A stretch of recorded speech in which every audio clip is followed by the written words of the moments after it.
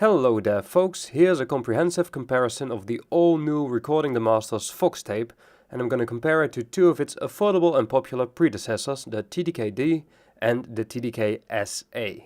I've been searching for such a review for some time now, and I don't think I'm the only one, so I figured I'd make one myself now that I've gotten my hands on one of those tapes. I would like to thank Thomas Bauer of the Bandjesfabriek in the Netherlands for sending me a free sample to test. The Recording the Masters Fox tape is available for around $5 worldwide.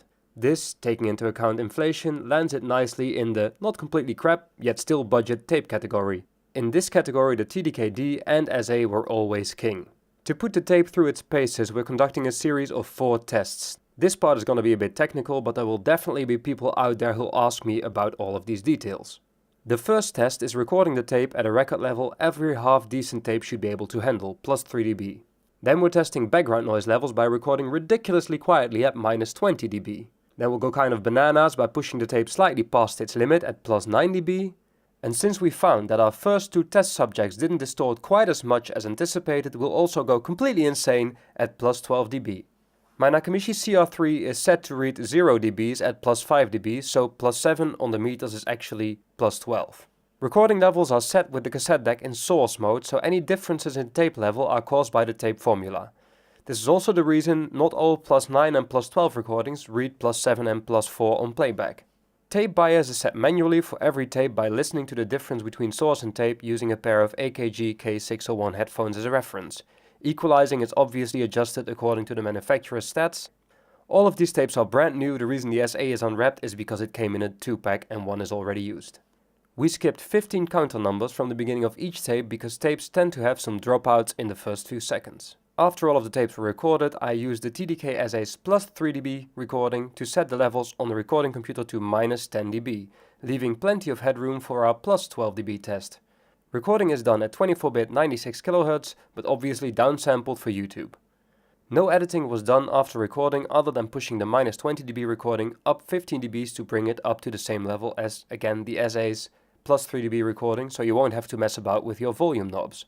Bear in mind that the plus 9 and plus 12 dB recordings are still left unchanged, so levels will increase gradually. I would like to point out that this tape is coming from the first batch of RTM FOX tapes. Production is still fresh and prone to changes, so no matter the outcome, do keep that in mind. For our test track, we chose the guitar solo from the 257 to the 357 mark of Out of Step and LEDs by the band The Wolf. Reason for this being that it's a nice dynamic recording, it's a great track to hear on repeat, and we have the luxury of being able to ask the band for permission should YouTube give us a hard time using this track. First, we're going to listen to the entire 1-minute comparison of each test tape by tape, and at the end we'll merge all tracks together for a more direct A to B comparison. I'll put the timestamp for that comparison in the comments of this video, as I think that is what most people will want to see.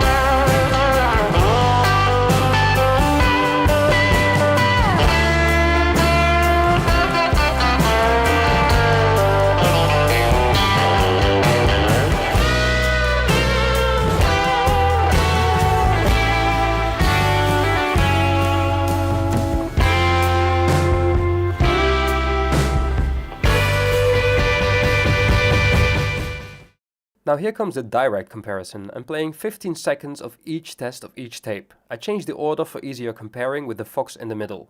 So now you get TDK SA first, then Fox C and then TDK D.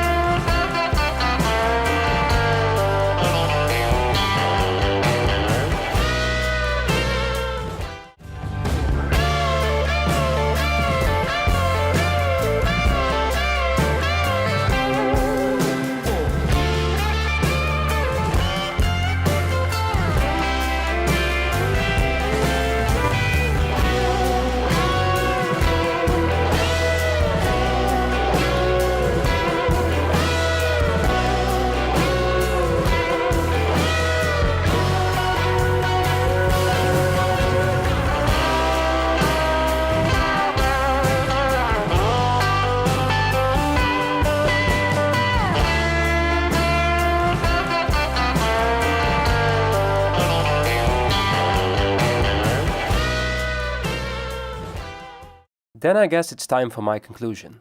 I always liked the TDK D.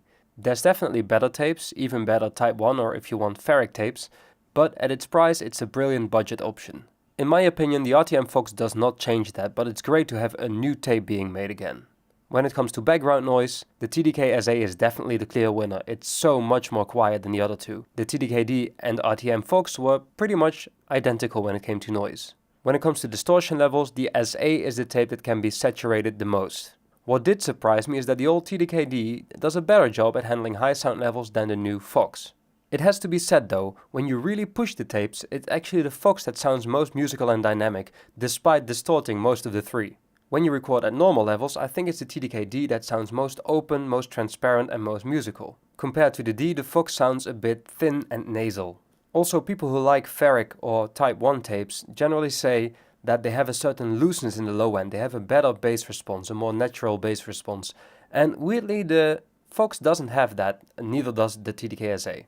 In general, I'm not disappointed by the FOX. It's a decent Type 1 tape that most people will be perfectly happy with. What I did not like though was that it had quite a few dropouts in the beginning. The TDK D had some as well, but it disappeared quicker than with the FOX. I think the production still needs a bit of tuning. If you didn't notice those dropouts, well, more power to you, but if you really want to hear them, try it with headphones and listen to the FOX 3dB recording.